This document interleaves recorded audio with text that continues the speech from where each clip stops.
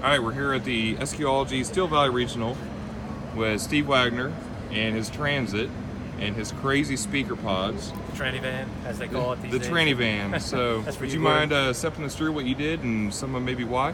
Sure, sounds good. So, this is the newer setup in this vehicle. I've been pushing to get some really good quality sound in here and make it a little better each time. So, what I've got going on right now is a large ribbon tweeter manufactured by RAL.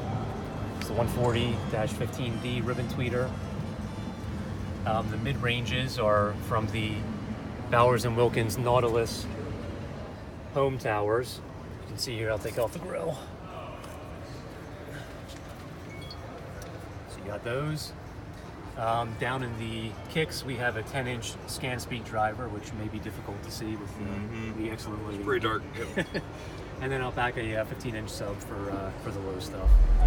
Source unit from Sony, the GS9, Helix DSP Pro Mark II for processing, and just an iPad as the control unit for the Sony.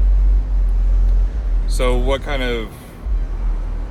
the advantages of the ribbon tweeter, and what kind of frequency range does that give you versus using a tweeter or something more traditional? Sure. So the ribbon tweeters in general are a more fragile driver, and because of that, because of the very thin membrane that they have, it's difficult for them to play as low as a conventional dome tweeter.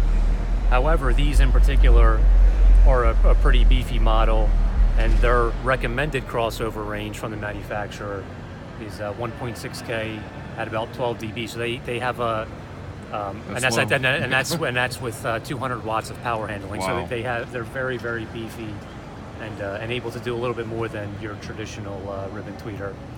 So is that about where you're actually using them in here, or a little higher than that, closer to 3K in my application here. Like with any speaker, you really have to test in the vehicle what sounds right, what position is going to work the best for you at what angles, and figure out what works in the environment that you're working with.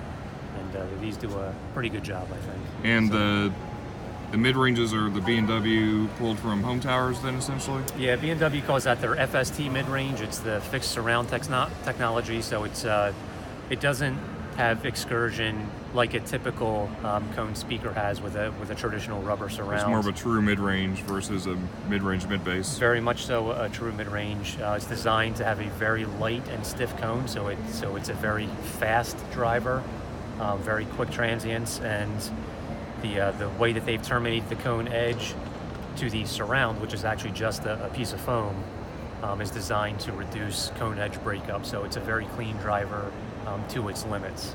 And what kind of power are you running on those? Those are powered by a 150 watt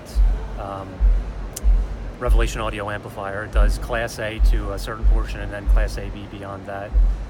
However, they're 96 dB efficient, so it doesn't take much. So they don't need a whole lot, and they stay in Class A mode pretty much entirely. So the same for the ribbon tweeters, also powered by a Revelation audio, a Class A amp, and those are 95 dB efficient. So cool. Very, very good.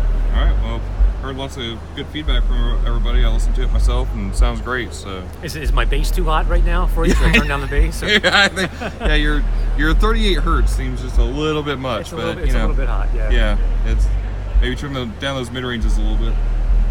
Cool, man. Thank you. We'll talk soon. Thanks. Thank you.